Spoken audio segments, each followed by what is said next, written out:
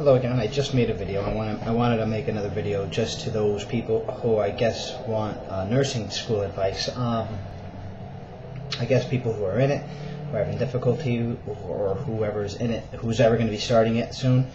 So I wrote down a few things so I don't forget. And it's different for everybody because what's good for you may not be good for somebody else. But you have to find your own method, your own style that fits within your own comfort level. But for me, what's worked is read. I think what's important, they're going to give you chapters to read, and for example, last semester I had maternity, and a lot of this stuff was just redundant. You read the same thing over and over. A lot of the information was just useless. But of course, there's going to be key points in there. There's going to be basic concepts that they want you to get. So when you're reading it, you may not see it, but I think when you take your notes, if they give you like little notes, like bullets, get the basic information from it. But the one thing you do have, again, with the reading, don't not ever read. You have to read. You have to understand the information. Like with MedSurg, there's just tons and tons and tons of information. But the thing is that you need to at least make sure that you get the basic idea down.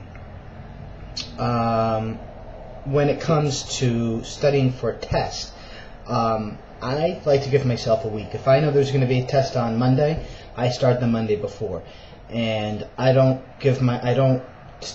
do it all at once. I do a little bit at a time, until I get all the information done. So let's say I started on Monday, and by, let's say, Thursday, I got all the material kind of in my brain. Then I just start reviewing and basically trying to get those ideas down. Index cards are really good.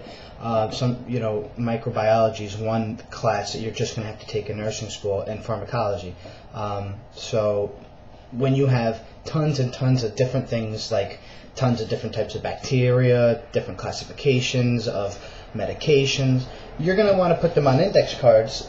I like the big ones. I don't like those little tiny ones. I like big pieces of paper. It doesn't matter if you waste it. If you just write one little thing on there, it's okay. You just need to get that information down. I never thought index cards would be helpful for me, but they do come in really helpful when it comes to tedious information, like your antibiotics. You want to put, your penicillins. Then you write down different types of penicillins and adverse reactions and what you need to look for, or like with cephalosporins. Then you put like your macrolides and then your aminoglycosides, blah, blah, blah, blah, blah. You're just going to put down different things, and then underneath it you just classify it, and then you can just go from there. A lot of you may already do this, but I'm just saying index cards really do help, for me at least. But I don't use them all the time. It's only for something that like that. I use them for microbiology and pharmacology, but when it came down to like information like MedSurg, and let's say there was a concept like, I remember one, it was cor pulmonale. I kept reading it, and I was like, what the hell is cor pulmonale? So I busted out my index card and I wrote it down. And I knew that at the end of my study session, I needed to look it up and understand it. So that's for me. That works for me. One thing that everybody tells you, and it sounds so cliche, is sleep. I think one of the worst things you can do is do an all-nighter, because you're not going to be fresh. If you're going to do the all-nighter before the test, you're going to be 10 times more stressed out.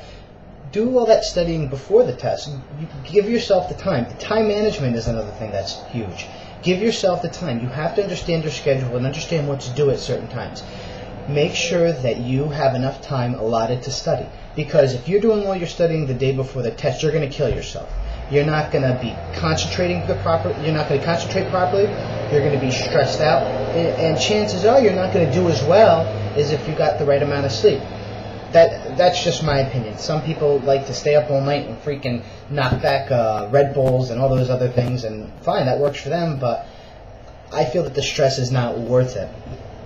And another good thing of advice for nursing students is talk to your upperclassmen. And some of them may seem like they don't even go there, because whether or not you go to a 2-year school or if you go to a 4-year school, for example, when I was a freshman, I never saw a senior, ever. I never saw a junior, because, a lot of times our schedules didn't mix up. But if you see one, or if you happen to know one, ask them. They've gotten that far. They most of the time will have good advice for you. And I definitely think talking to your upperclassmen and speaking with them would be really good. So feel free to ask any questions. Send me a video with questions. I'll see if I have the time to. I'll try to make time to answer it. And good luck. Bye.